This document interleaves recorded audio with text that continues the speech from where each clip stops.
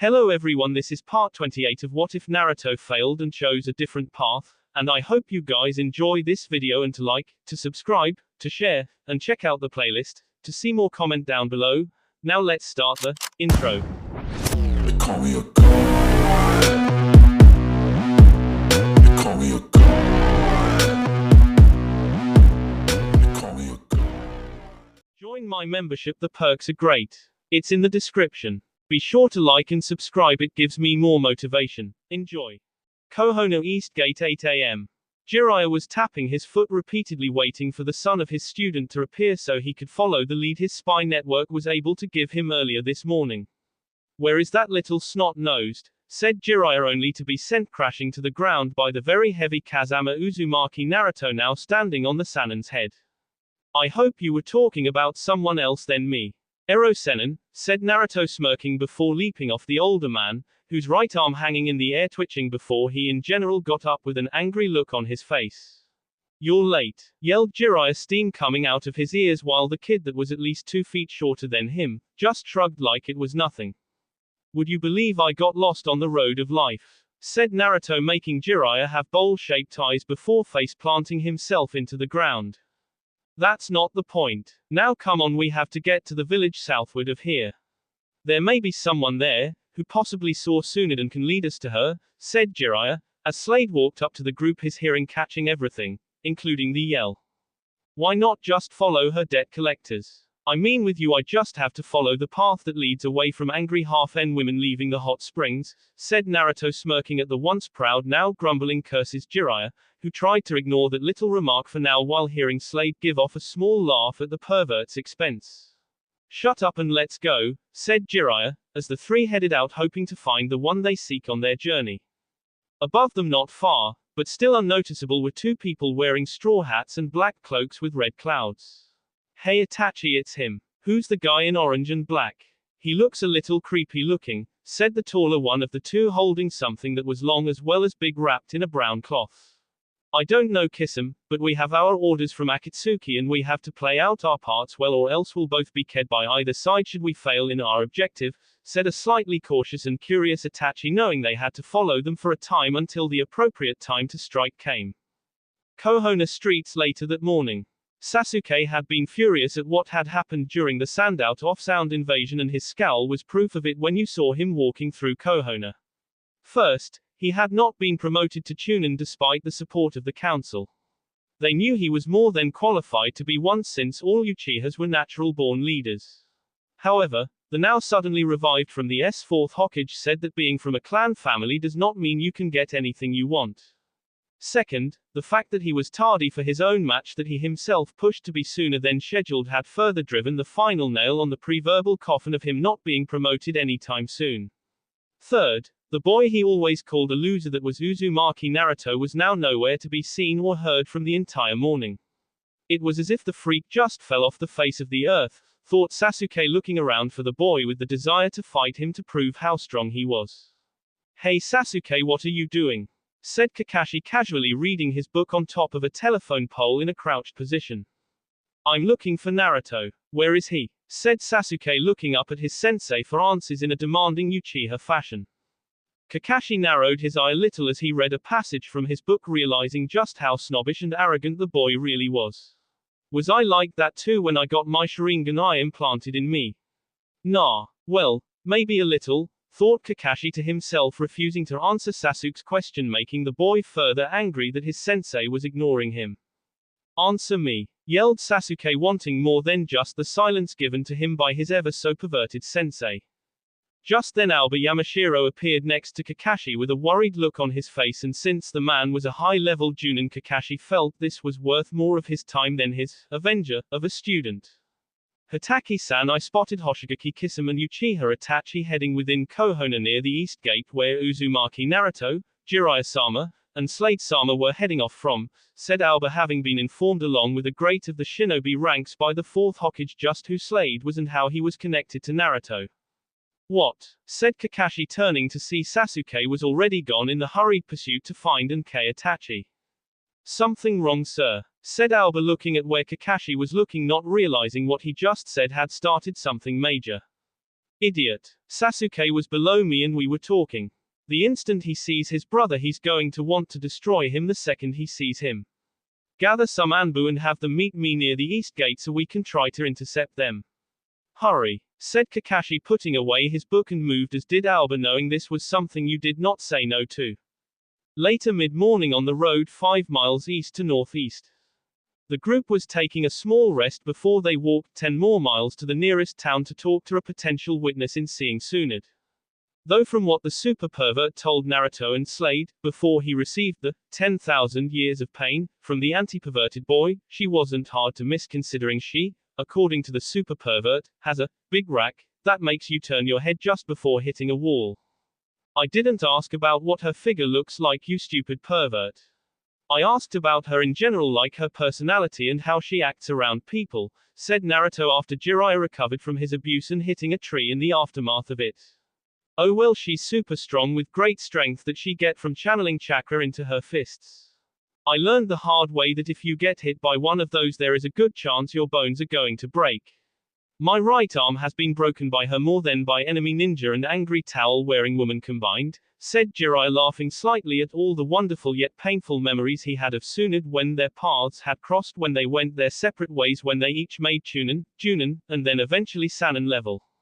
So basically she hates your perverted ways like all women do, only she has the strength to make you suffer in the most painful ways imaginable. I like her already, said Naruto, making Jiraiya seethe in anger that this kid was getting in cheap shots at his expense. Well, she won't like you very much either when she finds out you have a harem being made, and will most likely stop that the easiest way possible, said Jiraiya, trying to get in his own shots at Naruto.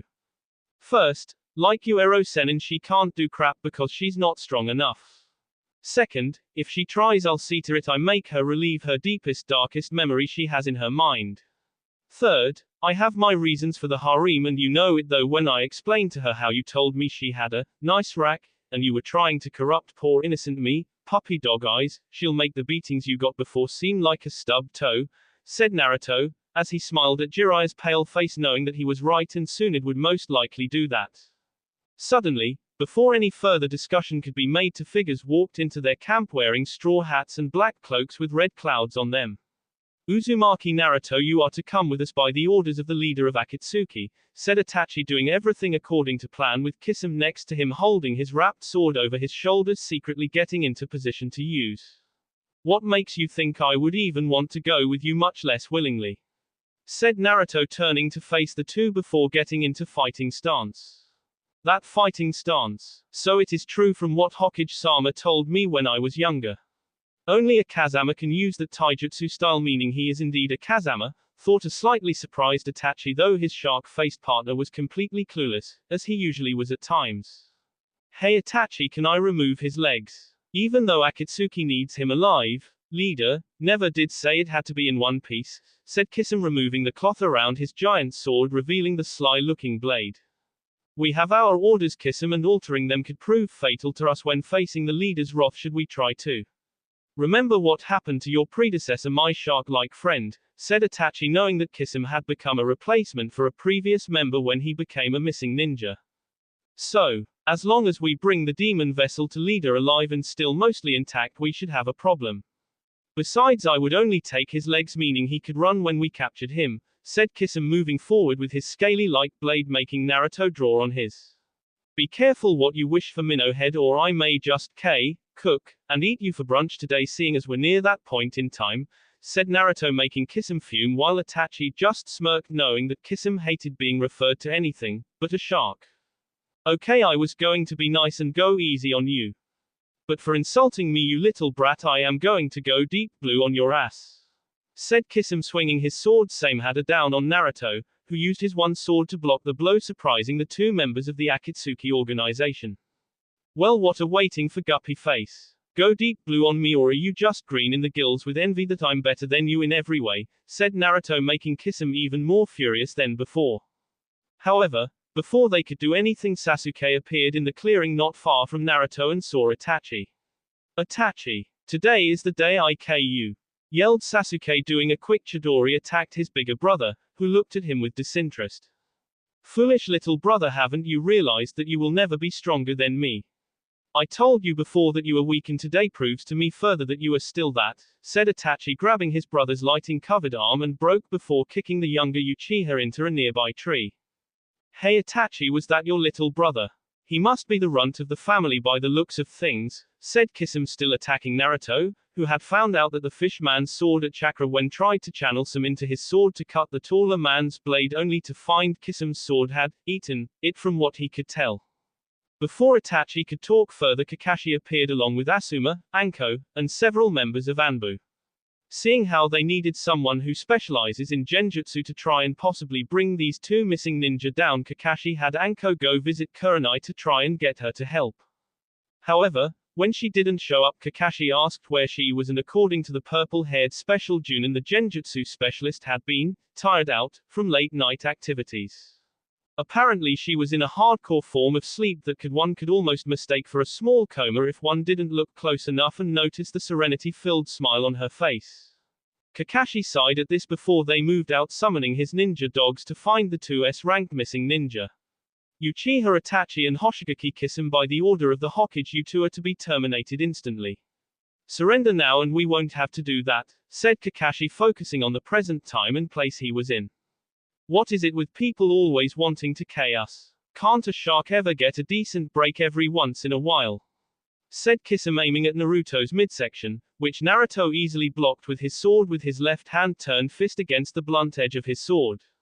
You want a break, huh? Well, how about I give you one, in your spine? Said Naruto before he quickly shifted his defense to raise Kisame's sword above him and then did a mean spin of a kick into the shark man's spinal region. Kisame stumbled forward holding his aching back, surprised he even felt a great deal of pain, much less felt the hit at all. Had he not been as strong as he currently was, his spine would have most definitely have been broken in several places by Naruto's attack. Itachi, this stupid punk is stronger than we gave him credit for. Let's get the hell out of here, said Kisame, knowing he couldn't beat the kid even with Itachi's help despite the man being as good as he was. As things were, they could not defeat someone of Sannin level and leave Anbu shinobi already acting as reinforcements for this kid of a demon vessel. For once you are correct, my shark friend, we must take our leave.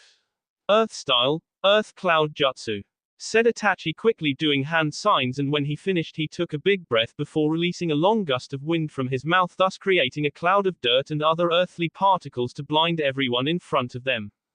When it was cleared, the two were gone, making Sasuke furious for 3 reasons. 1. He, obviously, didn't his brother, meaning he wasn't strong enough yet. 2. His brother was more interested fighting Naruto than him, meaning Naruto was stronger than him. Then there was reason number 3, with Naruto holding his own against his brother's partner Kisame holding his own, thus making him the Uchiha prodigy look bad in front of his own sensei and other fellow ninja. Damn him. Itachi got away, yelled Sasuke, ignoring the pain in his end, not knowing the seal placed around the curse seal was weakening severely from his rage. Before it could go any further, Slade appeared behind him and hit the boy lightly in the back of his skull, knocking him unconscious. He'll be out for a while, so I suggest you place him in the hospital for observation and to help with the injuries Itachi inflicted on him, said Slade, throwing the boy by his shirt at Kakashi, who caught him. I'll take care of Sasuke, seeing as how he'll need his seal looked over again. Anko and Asuma, I want you two to take the Anbu here and search for those 2 missing ninja, said Kakashi, leaving seconds later along with the others. Well, that was a waste of time, said Naruto, sheathing his sword in an expert manner. Well, I guess there is no point in resting anymore now that we got the blood flowing in our boss again. Come on, if we move faster we can reach our destination before nightfall, said Jiraiya, running into the forest area with Slade and Naruto not far behind. Konoha. Around lunchtime, Konoha had its own fair share of meeting take place within its walls as it grew back when the first and second Hokage were around. Same with the third and fourth Hokage when it was time for such things as peace, as well as creating civility between the other shinobi nations throughout the known world. Right now, however, was a different sort of meeting, with it having an all-female group of female ninjas, all with a single topic to talk about, with it being none other than the object of their affection. Kazama Uzumaki Naruto. Girls of Konoha, I'm glad you could all make this little meeting, as it has something to do with something that has to do with the one person we all enjoy being around, that is Kazama Naruto, said Hana, feeling she could be the speaker for this group despite being slightly older than and though to her in the slightest. Of course, neither her mother, Kiba, nor the clan elders of her family approved of her wanting to be in the harem, considering what he was and how foxes and dogs do not get along. Hana, being old enough to decide what she wanted, went to the fourth Hokage as an alternative route, though one she wanted to use as a last resort. When she explained that she did in fact have feelings for the boy and wanted to be part of the harem despite her family's wishes, the Yellow Flash told her to let him think about for a little while. 3 long hours later he called her back in and gave his blessing and approval of the matter despite the backlash the two would face with the Inuzuka clan when they found out. Of course, since Hana was old enough to be considered an adult, she really did not need her family's approval. It was just formality that she wanted to do to show her own maturity to prove she could be with Naruto. Naturally, the girls around her cheered, save Hinata, who gave a shy and weak yay due to her still shyness about the whole situation. She had talked it over with her father and had already set up the arranged marriage with Naruto's father so she would be his official wife when they reached the appropriate age. She had fainted and stayed unconscious for a good 8 hours, which was a new record for her in the world of fainting. Haku got the same from Zabuza to help officially make themselves a part of the family, which was something the girl had wanted from the start. Like Hinata, she too had fainted, though she recovered much faster than Hinata did, though it didn't matter now since the girl had forced her to walk sometime to the meeting with a painful limp before the girl had unsealed the closed chakra point in her network. That only happened when she explained to Hinata that Naruto had kissed her, causing her faint on the bed in his room. It took all the convincing power I had just to give me a chance to explain, and even now I feel a small bit of phantom pain in my right leg. Ow, thought Haku, flexing her right leg under the table, noticing the small, nearly invisible smirk on the girl's face, knowing that Haku was feeling what she kept in the girl's leg. After all, a Hyuga cannot be too careful in not letting one's point get across.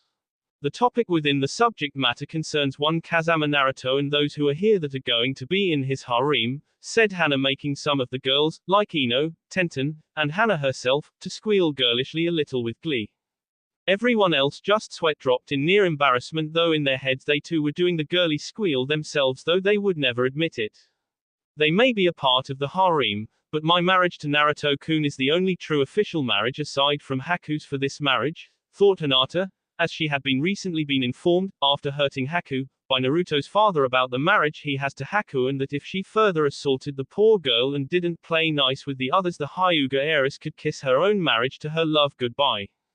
Hinata paled a shade of white that made a ghost look black after hearing that, which was why she needed to arrange this meeting in a hurry with the others to possibly avoid future bloodshed amongst each other before Naruto returned. Fortunately for Hinata, Haku had told her that Naruto wanted that before he had kissed her and left to find Tsunade-sama with the Toad Hermit and Slade. It was only a matter of time before they spread the word they needed a meeting to discuss their relationship with the boy, or what could possibly develop, knowing that they in fact wanted something too. Before we continue, let's look back at the information and history we have so far on the subject at hand. Ino groans, as you all know, it has come to all of our attentions that Naruto is the one and only heir to both the Kazama and Uzumaki clan aside from his adoptive uncle and his own now back from the father Kazama Arashi, also known as the fourth Hokage. Since the now alive again, Yellow Flash, is not going to try and get back into the bachelor arena since he still loves his late wife, he has chosen Naruto to be the one to revive the two clans as a new whole one through him, since he has both of their bloodline limits. For this to happen, as you may know, Naruto needs multiple wives to help rebuild his clan into a new area of prosperity once successfully restored, of course. That is where we, points to everyone and herself, come in, said Hana, blushing along with the others, knowing that they would have to do that when they were older with him. We already know that. Tell us something we don't know, said Temari, slightly glad she was older than most of the girls in this group except for 3 others, not counting herself. She was so glad that Naruto had saved her brother from his own mental destruction and insanity along with the demon, female demon that had caused it in the first place. Now Gaara was not only sane, but active in his own way in pursuing a relationship with the Haruno girl with pink hair. She almost wanted to laugh at how the kids would look like should they have any. Of course, both were scary in their own right and she dared not tempt fate of laughing and making a scene. Glad you asked that, Temari, because before Naruto left he wanted us to get together so we could get to know each other so we wouldn't fight over him while he's away, said Hana, making some of the girls' heads look up in shock as they didn't know that Naruto had left yet, since they weren't really paying attention to Hana in the beginning. Where is he going again? Said Ino, proving to everyone that blondes, save Temari and formerly Naruto, have a small attention span, making Hana's eyebrow twitch as she let out a small growl. Fortunately, Tenten came to Ino's rescue, knowing that if a fight broke out they would all be screwed in the long run because they would be in the middle of it. Naruto's going to find Tsunade-sama, the slug Sannin. She is a scared medic ninja along with being one of the legendary 3 from Konoha. She is my idol, said Tenten with stars in her eyes with admiration, wondering how she should approach Tsunade for her autograph and how to thank Naruto appropriately when he returned, making her blush at the last part. The girl chakra flared when they saw the blush, knowing what it meant since they had all done it more than once when they thought of Naruto and thanking him for something he had done for them. More than half the girls could attest to that, to say the least. She's thinking of my Naruto, thought the other girls before they all, including a now unfazed Tenten, looked at each other before they brought out the jealousy lightning jutsu from their eyes, negating each other's all around the room. Kurenai, who was watching this from afar after finally being awakened by Anko and then embarrassed at how it was to get it on, as Anko put it, with Slade, went. She sighed at the scene before her, wondering just how this meeting could go from being so promising to bordering on catfight central. Things are going to go really bad before they get even more worse, thought Kurenai, though she wasn't one to talk, as more and more of the female ninjas and even some civilian had asked how Slade was with her earlier before the meeting of Naruto harem had even started, not knowing he was in fact the very demon they all hated for nearly 13 years. Naturally, she did the only thing she could do when it came to the demon lord and his ways of being himself. She stayed silent. At the same time, she hoped the genjutsu would hide the blush that appeared on her face while the women around her gave up. That and trying to walk in a way that didn't show her slightly painful limp she had been given by the demon lord during their long time together yesterday. It was a sound plan if Anko had not deliberately broken her genjutsu when the small group of women were about to give up with their nagging questions. When that turn of events happened, the women around her realized what the blush meant and were now secretly scheming to get Slade for their own personal needs. Anko earned herself an embarrassing moment with the revealing of the blackmail that Kurenai received from her new lover Slade that had given it to her in the past. It involved Anko, peanut butter, and some very hungry and slightly horny dogs that had magically gotten out of the Inuzuka kennels and cages 2 days ago. Anko was red with rage and embarrassment for the rest of the day, wondering how Slade kept doing that to her and how she could never get him back. Elsewhere, hours later, with Naruto, Jiraiya, and Slade. The 3 warriors, or rather the 2 warriors and the 1 super pervert, made it into the town right before the sun was setting. They all headed for a nice hotel complete with gambling and the like to settle down as well as relax, considering there was really no rush in their mission. Okay Naruto, you head to our room floor and get some rest. I will ask around the casino area since Tsunade always heads there to gamble before running up a big debt. Slade, you do? Well, you just do your thing so long as we don't get into any trouble, said Jiraiya, heading to the casino area while Naruto looked at him, glaring at the back of his skull, seeing the hotel's hot springs sign with an arrow point along the way to the casino. Ask questions, my Jaganai, he's going to go peeping again, said Naruto, wondering how to get the super pervert back for his lies. I have an idea, Naruto. Follow him into the hot springs, I'll tell you telepathically from there while I do some interesting things, said Slade, seeing bags of money worth a few good 100 million being wheeled towards a secure location. One that Slade wanted to infiltrate and take from. You got it, Slade-sensei, said Naruto, not suspecting the demon lord was planning his own things, seeing as how old habits s hard for someone such as the legendary as well as infamous Deathstroke, the master industrial saboteur. With the way this place is run, they should recover what I steal. Besides, it may come in handy when we encounter Tsunade later on, since she does have money problems and debtors to worry about, thought Slade, moving through the crowd of people to his little objective. Meanwhile, Jiraiya giggled lightly, not believing how many beautiful women were in the hot spring in this town, knowing it would give him very good inspiration for his latest novel of Ika Ika Paradise. So many pretty girls, so little time to peek and write, thought Jiraiya, as he thought nothing could stop him from enjoying this moment. He was wrong. Almost seconds later after his initial thought he felt something jump onto his head and he silently prayed that his spot wouldn't be uncovered. Again he was wrong and his prayer went unanswered.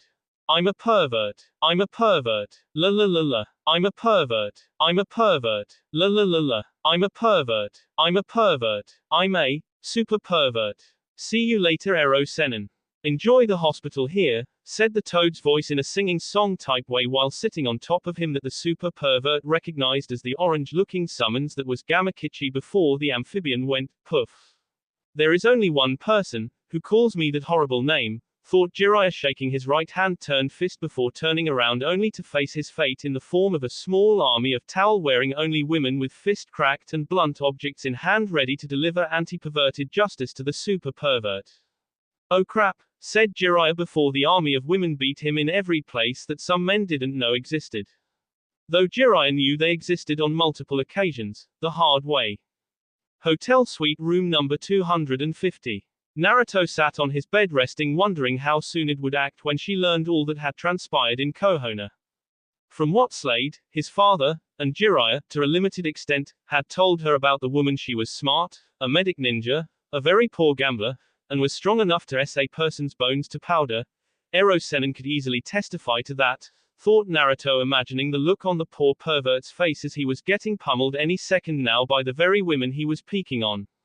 Mission accomplished, bro, said Gamakichi as he appeared moments later making the best webbed-handed V for victory sign he could at a mission well done.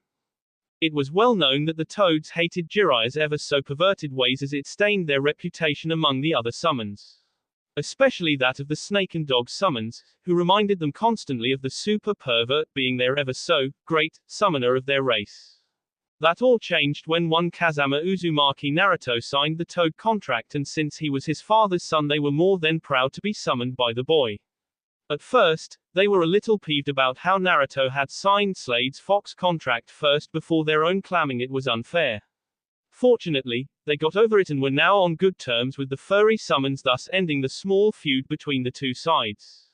Good work, Gamakichi. Here, take these 2 chocolate chip cookies with you and give one to your younger brother.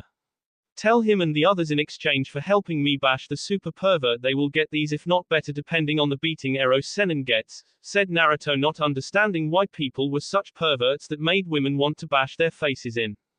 It was certain times like these he was glad he came from 2 uncorrupted, as far as he knew, clans of anti-perverts on both sides. Knowing his mother from what Slade told him always destroyed every single copy of Ica Ica Paradise Kakashi had bought and was reading whenever the young Junin was within her mean-looking crosshairs. In addition, it also explained how Kakashi was so good at sensing things around him while keeping his nose deep within it. His mother had helped involuntarily in the man's ninja training both in and out of missions, while his father did everything else with Kakashi's training to help him become what he was now. Thanks, Naruto. You are just like your dad. Always giving us treats and stuff. Now that he's back from the my dad couldn't be happier. Oh, by the way, speaking of my dad, he wanted to know if yours signed the Fox contract yet, said Gamakichi, eating his prize while holding the other in his left hand. He will when we get back from finding Tsunade. Tell Gamabunta I said hi, and when I do summon him, when I get a chance, I will have a drink with him to commemorate the summoning, said Naruto, knowing from what his father told him of the Toad Boss and that the big guy always breaks in subordinates with drinking sake with them to make it official.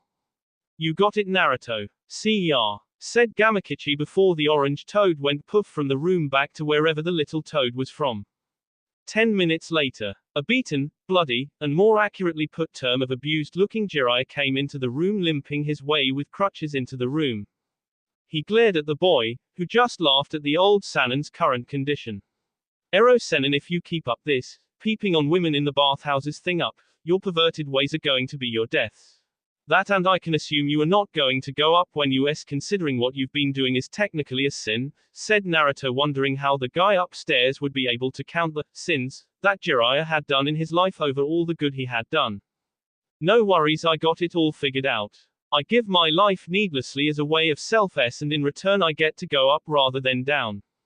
Giggles perversely, I wonder if I can develop a new jutsu in heaven that will allow me to see through the female angel's clothing, said Jiraiya, who didn't notice that Naruto threw a small throwing star extra hard, thus it had SD through the support crutch, making the older man fall over in pain. Part of me almost wants to see the judgment that you face in the afterlife. I would almost want to pay tickets for it, said Naruto, ignoring the super pervert's cries of pain and how disrespectful his student's son was, just like the student. Annoying cries that Naruto ignored before knocking the man out with a good solid fist to the back of the super pervert's skull. I wonder how Slade Sensei is doing, considering he's doing things on his own. Thought a tired Naruto, yawning as he rested his tired head and body against his bed while Jiraiya was still on the floor. With Slade in the casino.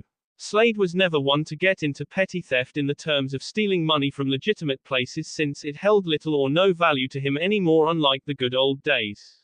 In fact, he only stole money when he needed it for the funding of his criminal activities. Aside from that, he would normally steal advanced technology, and even then he had his robots or Cinderblock do it for him. However, he felt that considering all the information he had on Tsunade, both past and present, this was an exception that disproved his own set of rules. At least that was what he thought from what Arashi had told him about Tsunade before she left Konoha, saying she would always gamble and lose poorly at the games she played with others. In addition to that, by the mere chance that she had actually won, though a rarity, a bet, things always came back around to make her regret making the specified gamble in the first place, as something worse would always happen in the end.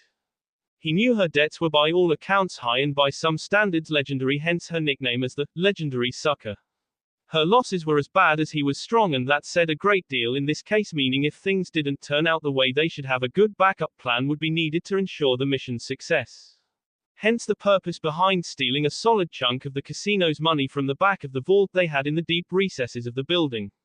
He would never expect Tsunade to accept the money, since he was not going to deny he had stolen it even if she never asked. He would expect her to have him return the property to its rightful owners, and should that happen he would, to some extent anyway, but not the way she imagined. At the present moment he had sneaked into the back of the casino area where all the casino's money was stored behind a huge metal vault surrounded by samurai guards and the like for heavy security. The area seemed plush enough that you would think it was just part of the hotel area, not suspecting anything wrong with it.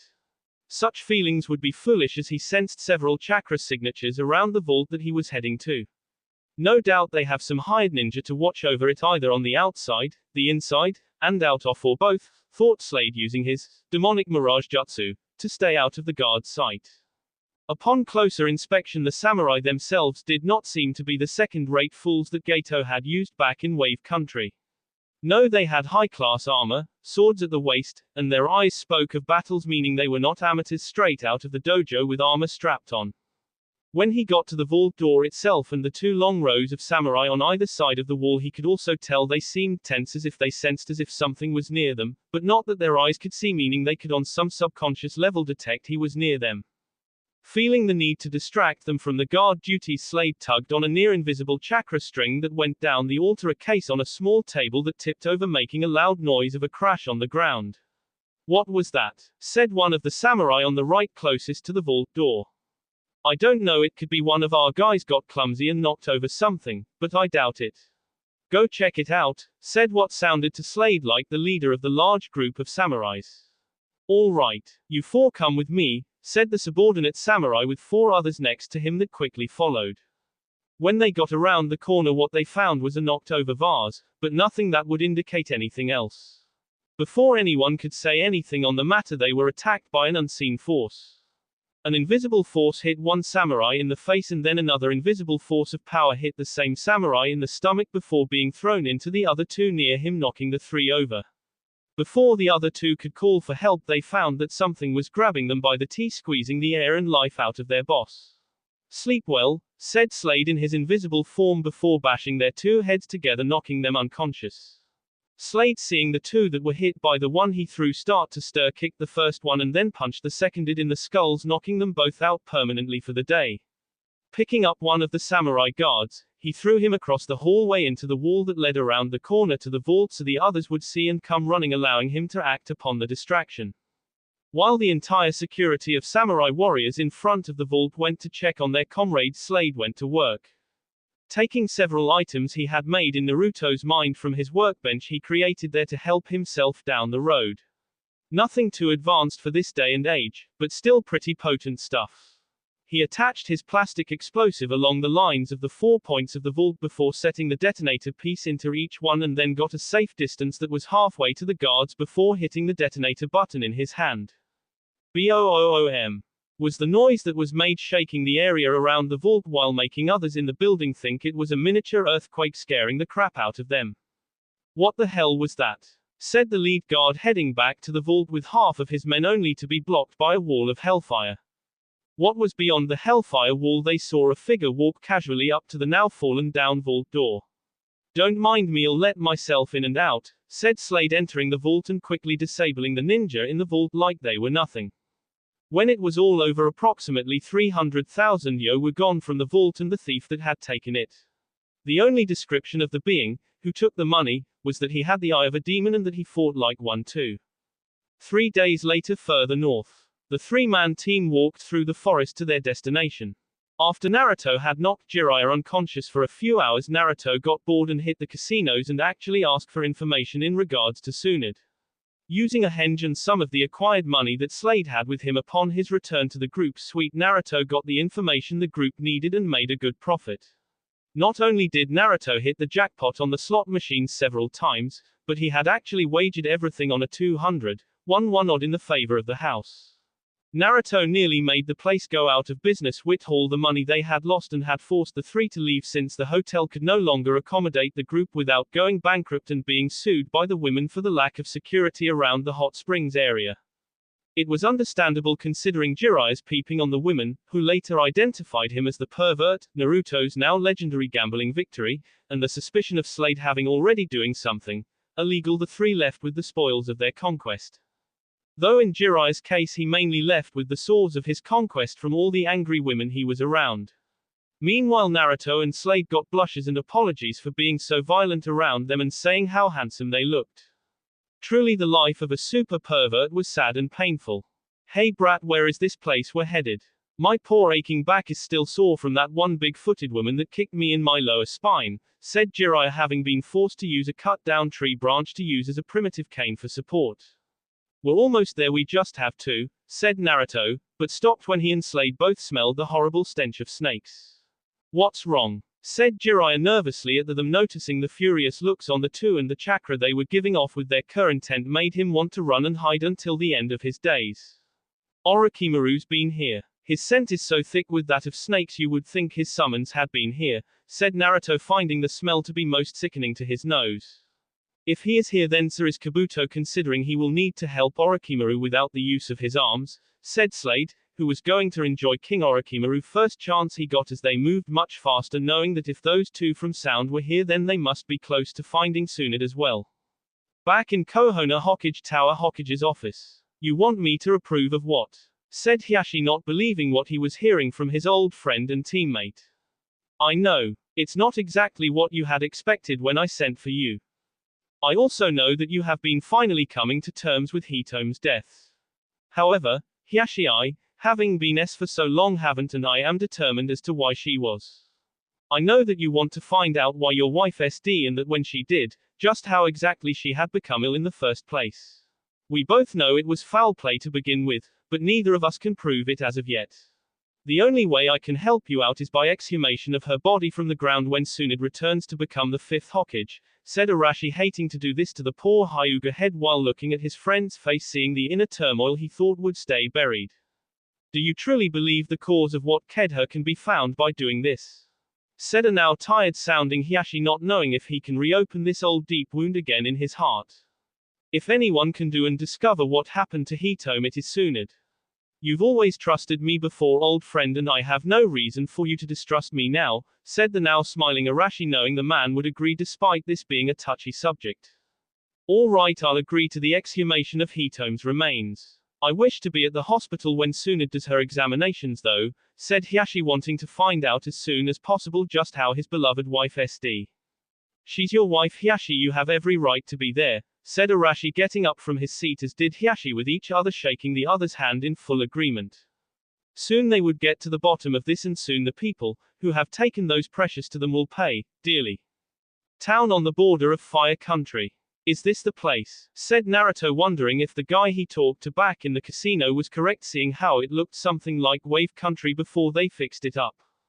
You did all the talking back at that other town, brat, you tell us, said Jiraiya as he looked around and saw like there had been a fight in the area recently. Well, Orochimaru has been here, but other than that I do not know. If he is here, then that means Tsunade is not far ahead of him, meaning if he's close then we are as well, said a smiling Naruto, knowing he would soon complete his mission. Always the optimistic one of us, huh, Naruto? Said Slade, smiling behind his mask at the boy, seeing more of Arashi in him every day. Naruto just rubbed the back of his helmet-covered head sheepishly with his right hand at Slade's little comment, liking the idea of being optimistic. It was always a positive thing to be such a person, as it brings life to the world around him and inspires hope where it is needed the most.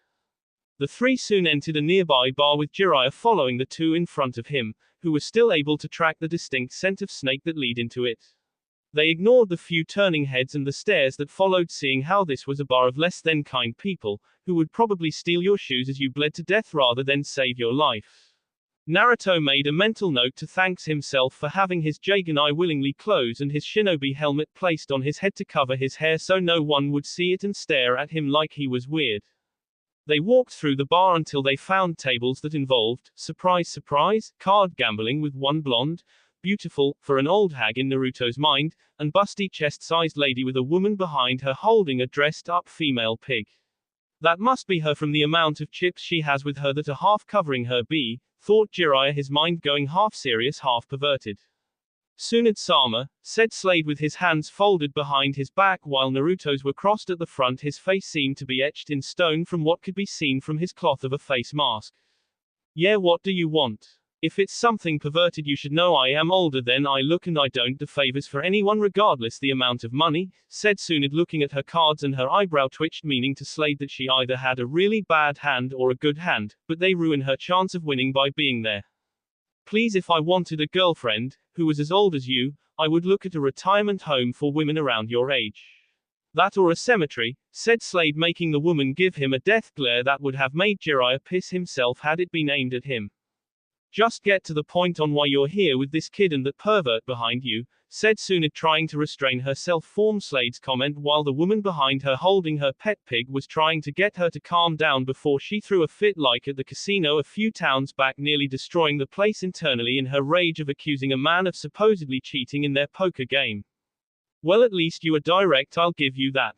Actually, you need to talk to Jiraiya about that, considering it's his mission by the fourth Hokage, said Slade, making Tsunade and the woman behind her have their eyes bulge from their sockets.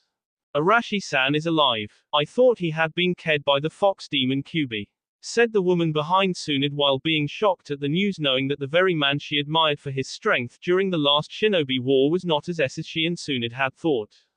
Quiet, Shizune. Jiraiya, you know, good super pervert, you have a lot of explaining to do, considering who else paid me a visit today, said Tsunade, all the while contemplating on whether or not she should make the Sannin lose some or all his teeth. Tsunade-chan. Tsunade cracks knuckles. Look, I know things are not what they seem right now, but if you give me a small chance to explain some important things, I'm sure you will understand, said Jiraiya before going into what had happened with his old student coming back from the grave thanks to some degree to Orochimaru, to Sarutobi being pled thanks to the snake's sword, and finally telling her about the mission to find her and bring her to the village to be the new fifth Hokage. The last part pissed Naruto off, since he wanted to be the next Hokage, and though he possibly could do it now, he doubt anyone would take him seriously until the appropriate age of 17 or 18 when he could actually get it. By then Naruto was hoping that by that point in time he would be an Anbu captain, with his fellow rookies being in his Anbu squad when out on missions. While Naruto thought this, Jiraiya felt for the time being he should leave out Slade being the Kyuubi and Naruto holding a closed and concealed demon eye on his forehead. The super pervert had also decided to hold off that Naruto was also the one who had in fact pled Orochimaru in the first place. Not that it mattered, since it was burned into his skull, and how it was the talk of the entire Anbu division about how Naruto came out of nowhere like a bat out of hell to save his sensei. Orochimaru never said that Arashi was alive. Regardless of what has happened and what Arashi wants, I decline the offer. It does not matter to me what happens to Konoha or the shape it is in anymore, since the man was a fool to take the job. Naruto's eyes narrowed. Then hour became as full to his life, Naruto cracks his right hand under the table, and then he became a resurrected fool for trying to stay as the fourth Hokage again until I came back. I fool if I ever heard of one, said Tsunade with her eyes closed with a noticeable smirk on her face as she spoke in a casual tone.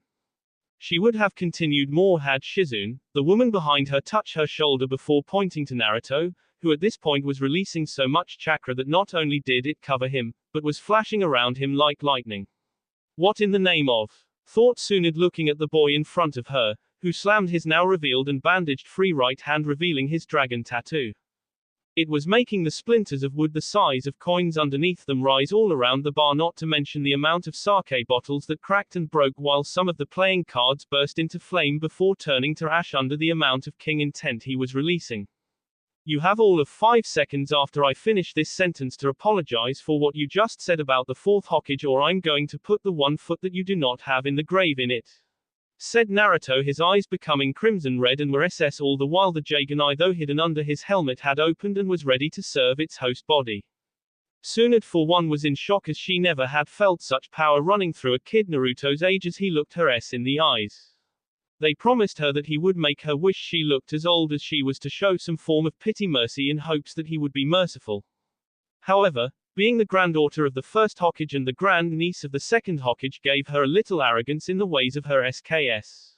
She was a Sannin after all, and she felt she was not going to be pushed around by some 12 to 13-year-old kid just because he had a lot of chakra to throw around. Kid, you couldn't take me even if your one-eyed weirdo here helped you. The only one who can actually stand up to me in this room if we were to fight seriously is Jiraiya, and even then that's thin line in itself, said Tsunade looking at her index finger as if she had broken a nail. Naruto, despite the insult to his power that he was showing, calmed down when Slade put a hand on his shoulder. He then gave a smirk, knowing how to bait her into a good old-fashioned fight to knock some sense into her ass before knocking her and it into the ground. I see, since you have become so old, Tsunade's eyebrow twitched, your body by now is probably too weak and fragile to even pick a fight with anyone. I guess that is to be expected from a dried up, beaten down old had like you, said Naruto as he yelled the last 4 words before throwing the table across the room, making the patrons scramble for their very lives. By this point Naruto had hit all the right notes and pushed all the right buttons, as he knew that women hated being called old or anything that stained their reputation at being young and beautiful. It was in a way showing just how vain people can be, and this woman now before that was Tsunade was to an extent was no exception to this fact. One that was very made clear when she had veins Naruto didn't know people had in their heads appear on hers. Naruto just smiled mentally, knowing he got what he wanted and was now going to give back what she rightfully needed to receive. You sniveling little brat, how dare you insult me in such a manner? Didn't Jiraiya tell you not to piss me off? Not because I'm a woman, but since I can break every bone in your body, said Tsunade, cracking her knuckles again ready to turn the boy into mush. Actually he did, but I find that considering his age and yours I have more than a good chance of knocking you on your ignorant and pompous old ass, you broken old hag, said Naruto, his eyes flashing the demonic form for a second, making Tsunade nearly blink twice for a split second before she became even more furious at him. Oh, so you think that, do you? Well, how about a good old-fashioned fight one-on-one with you fighting me? Though I warn you, I used to eat the snot-nosed punks like you back at the academy for breakfast when either, said Tsunade, walking outside with Naruto and the others following. Shame they didn't teach you how to gamble better, otherwise you wouldn't suck so bad as you do now, you old hag, said Naruto, earning him pleas from Jiraiya not to piss her off any further, seeing how he didn't want to get hurt by the woman during her fight with him. The last thing he needed was the queen of women, in his mind, and master basher of the pervert way to beat him up as well with Naruto. All right, you little brat, you better get ready, because I was originally going to beat you with just one finger. But due to that mouth of yours and your insults, I'm going to wail on you as if you were the super pervert himself, said Tsunade with a feral look in her eyes before Slade got in between the two and turned his head to Naruto. Naruto, stop this. I'm warning you right now to not fight her, said Slade, though he felt the woman's ego of herself needed to be deflated. The mission came first. Ha! Look, even your one-eyed friend here thinks you're going to get beat, said a now laughing Tsunade, making Naruto flare more of his chakra around him. Inside Naruto. Slade-san, why did you have to make Tsunade say that to him? I'm still tired from all the power he used after his encounter with Orochimaru, thought Dragona, slightly stirring in Naruto's right arm. She had been sleeping for a while now, waking up slightly every now and then to check on her little hatchlings as Naruto's chakra entered the eggs, thus giving them the nurturing food they needed to live in the body while using her own chakra to complete the process of creating them fully. See how everything was fine. Dragona went back to sleep knowing whatever problems may rise, Naruto would take care of it with or without her help using the dragons they had created together. I wonder when he's going to use the contract, thought Dragona before dreaming she was a much younger dragon again, king humans while burning crops and animals alike, terrifying all the people before her. Life was good where she was, outside of Naruto. I wasn't doing this for his sake, I was doing it so he wouldn't fail the mission and put you in a body bag, said Slade, turning his head so quickly Shizune swore she heard a small snap along his end line. So you don't think someone of Sannin level like myself can handle a puny kid like him, do you? Well, let's just see about that, said Tsunade, rushing in, moving at a speed that was in Naruto's mind good considering her age. Naruto moved out of the way at a speed just above hers. Though he could have gone faster, he decided to test just how good she really was.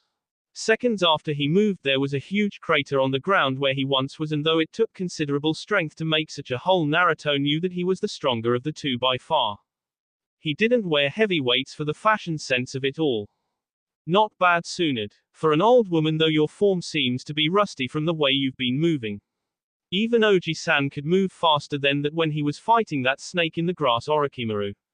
There is nothing more shameful to a teacher than to have your own student become weaker than you when you become old, said Naruto several yards away from her shocked face, one that quickly turned to anger once more at being called old. Damn brat, hold still so I can crush you like the shrimp you are, said Tsunade, moving over to a boulder, picking it up, and throwing it at Naruto, who caught it with his right hand now covered in dark unholy fire before kicking it the boulder skyward to never touch the ground for a good long while. I never listen to old people. Oji-san knows that, and so does Ero Sennin. So why can't you? Tsunade Bar-chan, said Naruto in a higher voice, as if he were tending to a kid or an elderly person in a nursing home. By this point, when those words were said, Tsunade went beyond pissed. She was going to pound this kid into hell before the impact bounced him back for another beating with a very mean right from her fist into God knows where. She rushed even faster than before, intent on hitting him some way or form. She didn't care at the moment. Faking an attack with her right fist, she moved in to punch him with her left, one that had been secretly ready to be used when she made it seem she was going to hit him. Gotcha, thought Tsunade as her attack actually connected with the masked shinobi, knocking his shinobi helmet clear off, but surprisingly for her nothing else. Naruto had his head back due to the force of the blow landed upon him before moving his head forward to face her again, seemingly unaffected by the punch. He couldn't help but just smirk at her while exposing his facial features to her, making her hesitate in hitting him with her seed back right fist, as she saw bits of her family in that face of his.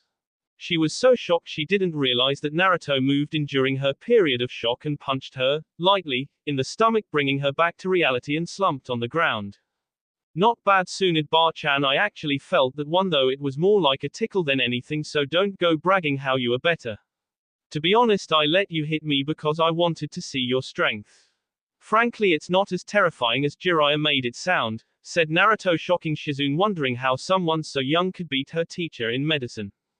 Jiraiya just had his eyes bulge out of his sockets, wondering how he could be hurt by her punches, but not Naruto. What do you mean? You saw what I did to the ground, the boulder, and to your helmet, so why aren't you afraid I could break the bones in your body if I got close enough, said Tsunade, finding her legs now felt more like liquid jello than solid bone. Simple. Your spirit was and still is broken inside. I could easily see it since the first time we met in the bar just how broken you have become, and I find it pathetic. Not only that, but I'm sure Orochimaru and Kabuto thought so too when they came to visit you. I bet a genin could defeat you. All he would have to do was simply henge into someone from your past and gut you like a fish with a sword or kunai, said Naruto, noticing the green gem on her dangling end lace hanging from her end lace. How do you know that? Said Tsunade, looking at him, still seeing parts of Dan and her little brother in him aside from the weird third eye on his forehead now revealed to her. Ero Sennin told me a few days ago about how you lost both your boyfriend and your little brother during the last war. While I do in fact sympathize with such losses within your family, I also find the fact that you dishonor them by being like this a joke in itself. That's not funny in the slightest. You dishonor them by showing how broken and weak you've become inside, that you can't do half the stuff you used to. You are a shadow of your former self from what I've been told, and right now you can't even stand the sight of blood. What kind of medical ninja can't stand blood?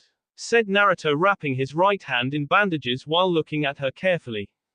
He realized that the word, blood, was like a small taboo for her as she started to shake. His Jaganai was examining what her mind was going through, catching small images of those close to her in a bloody heap.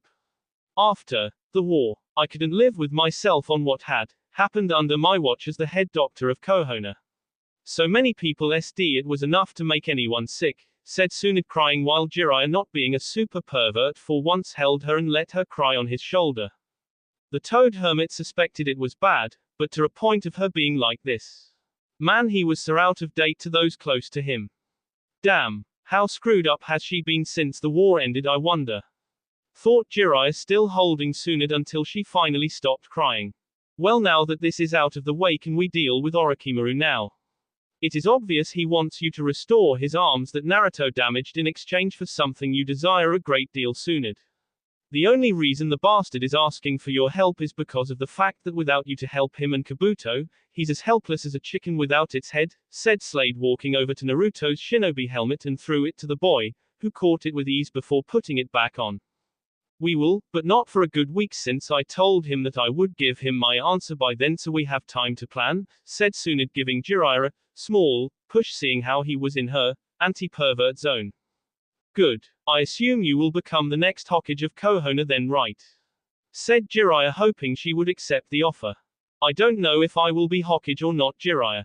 Kohono, from the sounds of it, has fallen on some hard times even with the return of the fourth.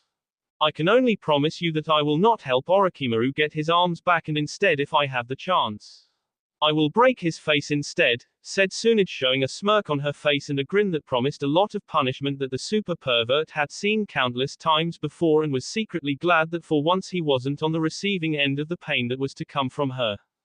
Or so he thought. Good to hear, but I'm afraid you need to practice during the week before you can face your old snake of a teammate Tsunade. I suggest using Erosenin since he used you in several of his works, including his latest release 2 months back, said Naruto, making Jiraiya go pale and the aura of anti-pervert destruction rise from the unknown. He did what? Yelled Tsunade, looking at him with fire in her eyes and the clenched teeth that all perverts both minor and super fear. He lies, Tsunade. You know the brat is a prankster at heart. He's Arashi's kid, for God's sake, it runs in the family. Remember how Arashi got us constantly with smoke bombs, rainbow paint by traps, and preventing me from doing my research in the hot springs while he wrote on your forehead when you were asleep from one of your late-night sake drinking binges, said Jiraiya, backing up only to be blocked off from running to a safe location by Shizune, who didn't look any happier with the super pervert. Nice try, Erosenin, but your summons would say otherwise. Summoning art, toad summoning jutsu. Gamakichi, said Naruto, summoning a small orange toad that would soon be the symbol, ironically, of Jiraiya's destruction at the hands of Tsunade. Is this the time and place? Naruto nods. Oh well, what Naruto said was true.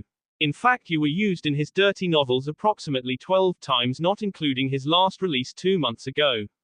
You know, the one where the 2 women with a pig meet the handsome super strong ninja and make love to him to bear his children. Said Gamakichi, snickering at the poor super pervert now begging for mercy. Anything else? Said Tsunade, wondering how many times a man's lower region could take damage before it would have to be amputated off. Yeah, on a side note, the pervert failed to mention before your fight that when you and bro, points to Naruto, fought, that you were fighting the 4th Hokage's son. His full name is Kazama Uzumaki Naruto, and he also holds the Kyuubi in him, so you better treat him with respect, said Gamakichi, who turned to face Naruto and got 2 big bags of chocolate chip cookies to munch on with the others when he came back home, but not before saluting to his bro, and going, poof, back home. Damn you, Gamakichi, your weakness in the shape of your stomach, and Naruto for exploiting it, thought Jiraiya, thinking of a plan not to get the crap kick out of him, only for his mind to stop at the sound of something he fears more than death. The sound of Tsunade cracking her knuckles loudly, before aiming her strength super strong fist she has, at him. Tsunade-chan, I can explain. Really, I can. I was going to tell you about Naruto when you had calmed down after your fight with the boy. A very super strong boy at that, said Jiraiya sheepishly, knowing he was screwed if he didn't think fast and find a way to survive his first beating from her in a good long decade, give or take a few years. Oh really? While I must admit having Arashi's kid kick my ass is impressive at such a young age, I'm more pissed off that you, Jiraiya, Tsunade cracks knuckles, neglected to mention that. Said Tsunade, yelling at the end, though she could see the relation between the two, though the hair was way off, though she was sure the kid and his one-eyed friend would explain that later to her. After she painfully muted Jiraiya, of course. Wait, Tsunade, if you strike me down, I will become more powerful and more perverted than you could possibly imagine. Said Jiraiya, ending his dramatic speech with an overly dramatic look as he was now cornered by Tsunade, Shizune, and the equally as terrifying when angry pig Tonton, who belonged to Tsunade and had no problem in the slightest in hating perverts like her owner had since she first met the king of them all. Does that actually work with the women, or do you take us for idiots? Said Shizune, as she got ready to pound the holy hell out of the man. Would you believe that had it worked you would have been the first and considered my type of idiots? Said Jiraiya sheepishly before the shadow of the three females towered over him while he cowered in front of the wall of the drinking establishment they had recently been in. I want my mommy, thought Jiraiya, as Tsunade, Shizune, and Tonton all had blazes of intense fire coming out of their eyes, gnashing their teeth ready to hurt the super pervert in the most inhumane ways possible.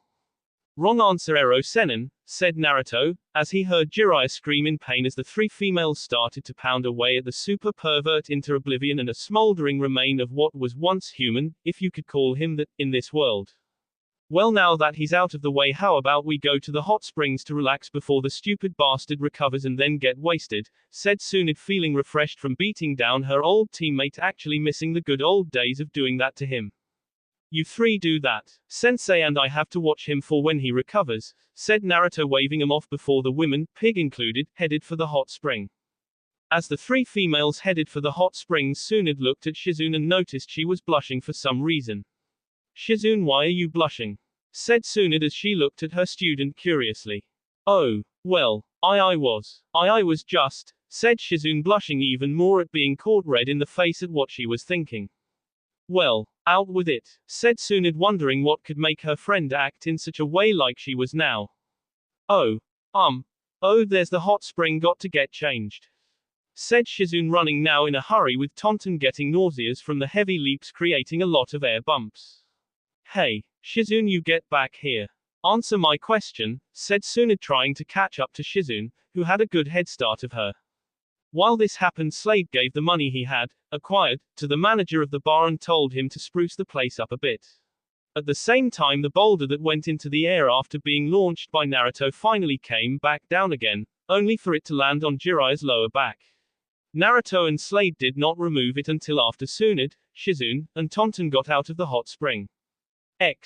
That will be all for this video. Be sure to like, subscribe, share, and comment down below for more videos. Goodbye.